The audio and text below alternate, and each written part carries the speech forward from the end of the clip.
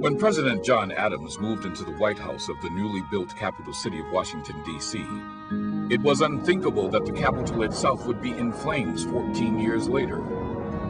Surprisingly, with the American capital in the hands of British military forces, the government did not fall, nor did the U.S. surrender as would have been expected.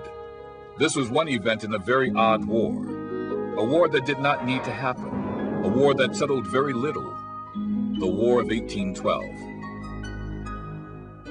In 1806, the British fleet had a nasty practice of stopping American merchant ships and seizing sailors that they thought had British citizenship or had deserted from the British Navy. This action, called impressment, outraged many Americans and was one of the factors that formed the basis for a war hawk movement within the U.S. government, one that urged the U.S. to take up arms against the British. President Jefferson, however, tried to maintain neutrality with France and Britain through the remaining 3 years of his leadership.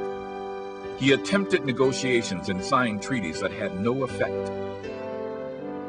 The impressment issue came to a head in May 1811 when a British frigate seized a native-born American. From that point on, there was no turning away from war. In early June of 1812, buoyed by the war hawks in Congress, James Madison asked Congress for war appropriations. In the United States, the War of 1812, called Mr. Madison's War by New England Federalists, was unpopular with all parts of the nation. Oddly, at the time that war was declared, New England shippers had received a concession from Britain to stop the practice of impressment. There was no reason for a war, but the rhetoric of the war hawks prevailed.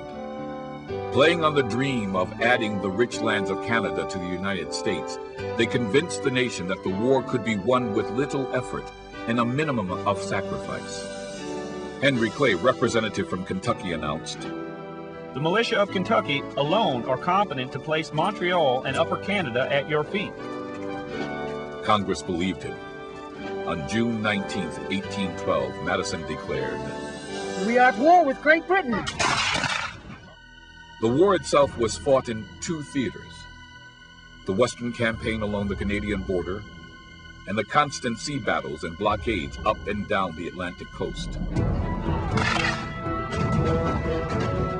In the beginning, the war went badly for the Americans. The American army was repulsed from Canada by British forces around the Great Lakes. The war's main consequence was to produce new American heroes. General William Harrison successfully defended Fort Meigs, where he encountered his old nemesis, the Shawnee warrior Tecumseh. In a bloody naval battle on Lake Erie, Commodore Perry met the British at Put-in-Bay, defeating them decisively.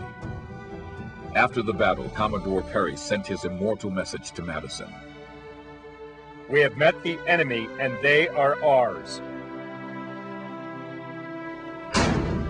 In 1813, at the Battle of the Thames, Harrison once more met Tecumseh and British forces.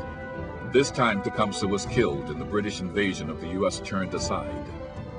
With the Shawnee's chief's death, the alliance between U.S. Indians and the British was broken forever. In another strange twist in this odd war, as peace negotiations got underway at Ghent in Belgium, a 5,000-man force of British troops, hardened veterans from the Napoleonic Wars, landed on the shores of Maryland.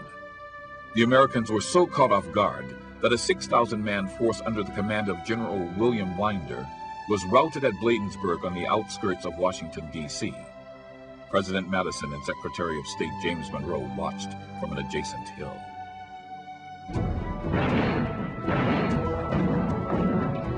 During the Battle of Bladensburg, Dolly Madison made her mark in history as the heroine of Washington.